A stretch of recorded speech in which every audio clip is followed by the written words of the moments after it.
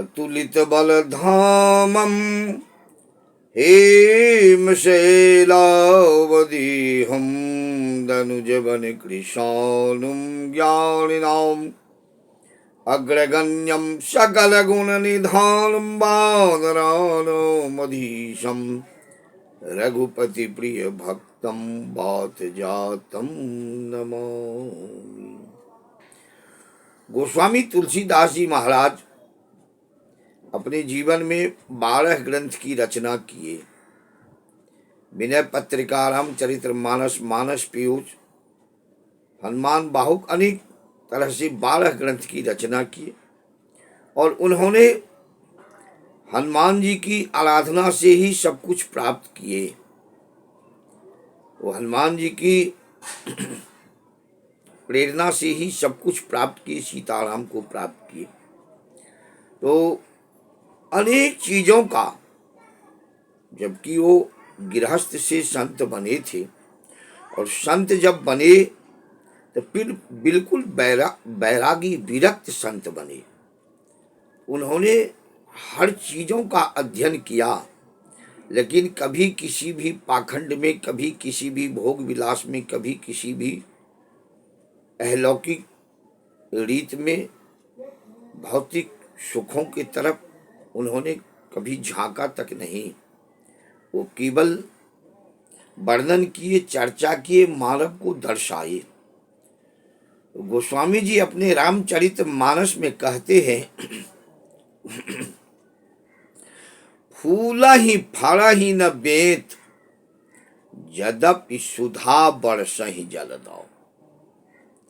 मूरख हृदय न चेत, ज्यों गुरु मिला ही बिरंची सम। गोस्वामी जी कहते हैं, फूला ही फड़ा ही न बेत। बेत की वृक्ष में कितना भी अमृत की वर्षा भगवान कर दे, कितनी भी अमृत उसको पिलाया जाए, अमृत की वर्षा हो जाए, उसमें फूल और फल नहीं लगता।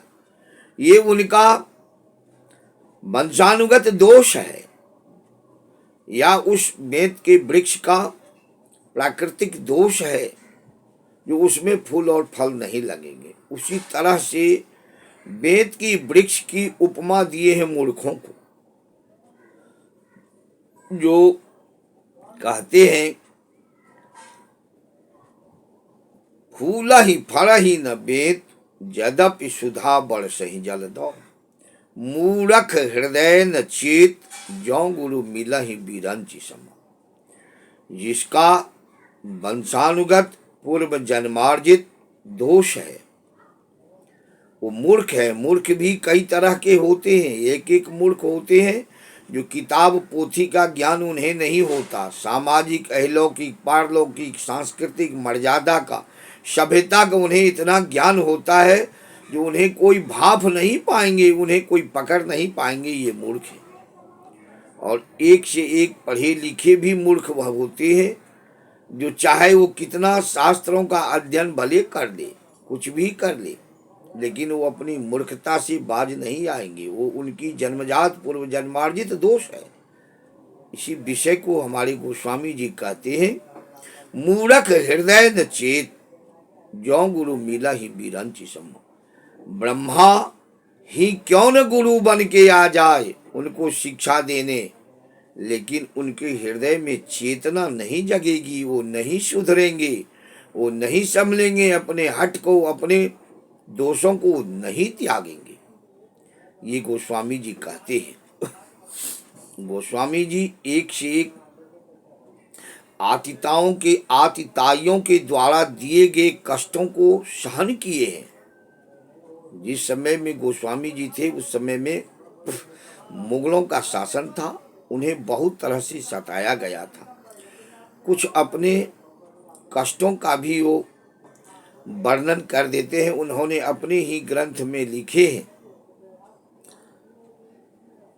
गए हरिश्चंद्र दधीच दिलीप, गए पृथ्वैन जो जात न जाना, पंपापुर के बाली गए, जिनकी कखरी 10 शीस समाना।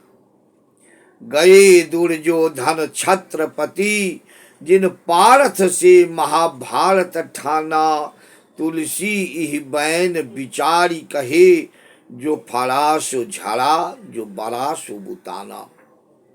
बाबा तुलसी गोस्वामी जी कहते हैं हरिश्चंद्र जी आए इतने इक्ष्वाकु वंश में, सरजाति वंश में हरिश्चंद्र बहुत बड़े दानी थे। धर्म के कारण, सत्य का कारण उन्होंने अपने आप को बेच दिए, सारे परिवार को खो दिए, सब कुछ नष्ट कर दिए, लेकिन अपने धर्म से नहीं डिगे। ये हरिश्चंद्र का उदाहरण अभी भी सत्य के नाम पर दिया जाता है। राजा दधीच उसी वंश के थे, सरजाति वंश के। उन्होंने देवासुर संग्राम में अपने पूरी शरीर की हड्डी दान कर दी, जिससे वज्र बनाया गया और देवासुर संग्राम में उससे अस्त्र बना करके युद्ध किया गया, राक्षसों पर विजय प्राप्त किया गया। दधीच दिलीप, राजा दिलीप 14 वर्ष तक गाय चढ़ा करके तपस्या करके रघु को प्राप्त किए। वशिष्ठ गुरु के आश्रम में श्री नंदिनी की पुत्री उनको मिली थी। उनकी 14 वर्ष तक गाय की सेवा किए, चराए और एक से एक उत्कर्ष वाले काम किए, एक से एक उन्होंने अच्छे काम किए, जिससे अभी भी उनका नाम लिया जाता है, उदाहरण दिया जाता है। गए पृथुबैन जो जात न जाना, राजा पृथु आए, एक से एक उत्कर्ष का काम किए। पंपापुर के बाली गए, बाली राजा पंपापुर के राजा थे। उन्होंने रावण को 6 महीने तक अपने कांख में दबा करके रखा, ऐसे बलशाली थे बाली। वो भी चले गए। जिनकी कखरी 10 शीश समाना, गए दुर्योधन छत्रपति। राजा दुर्योधन जो थे बहुत बड़े छत्रपति सम्राट थे, वो भी चले गए। उनका कारण था जो उन्होंने अपने हठ, अपनी दुष्टता, अपने दुर्नीति के कारण स्वयं केशव के विरुद्ध ही युद्ध ठान लिए। दिनकर जी की कविता में कहते हैं, उल्टे हरि को बांधने चला, जो था असाध्य साधने चला। दुर्योधन वह भी दे न सका, आशीष समाज का ले न सका। अब याचना नहीं अब रन होगा, जीवन जय या कि मरण होगा। उन्होंने भगवान केशव दूत बन के आए पांडव की तरफ से, उनकी बात नहीं मानी और हट करके केशव को ही बांधने चला था। स्वयं ब्रह्म परमात्मा जिसके दरवाजे आए हो और वो परमात्मा से ही हट कर दे, दुष्टता कर दे, तो सर्वनाश हो गया। तो कहते हैं गोस्वामी जी, गए दुर्योधन छत्रपति, जिन पार्थ से महाभारत ठाना। पार्थ से ही भगवान कृष्ण के विरुद्ध ही युद्ध ठान लिए, वो भी चले गए। तो तुलसी यह बैन विचारी कहे, गोस्वामी जी कहते हैं, जो फरा सो झरा, जो बड़ा सो बुताना। इस धरती पर ये सब उदाहरण के स्वरूप है।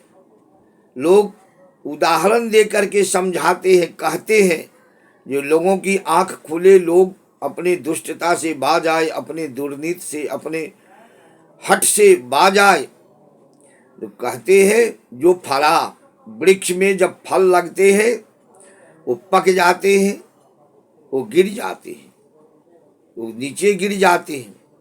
और जो बड़ा सो बुताना, दिया जलती रहती है, जब दिया बूझने का समय आता है तो उसमें ज्योति की तरह वो जलने लगती है। ये दिया बुझने का प्रमाण है। जो ज्योति की तरह वो जलने लगती है तो बुझ जाती है, बुझने का समय है। तो इस चीज को गोस्वामी जी कहते हैं, जो फरास और झरा, जो बरास बुताना। ये लोग अपने हठ को, अपनी दुष्टता को, अपनी दुर्नीति को नहीं समझते हैं। अपनी अन्याय उपार्जित धन के मद में एक से एक अहंकारी है इस पृथ्वी पर, जो अपने आप को समाप्त भले कर लेंगे लेकिन अपनी दुर्नीति से बाज नहीं आएंगे।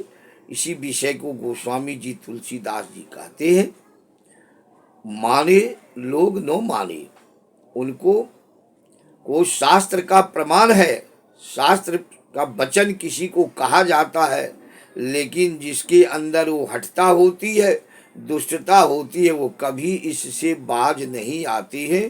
चाहे उनको कोई कितना भी उपदेश दे, कितना भी समझाए।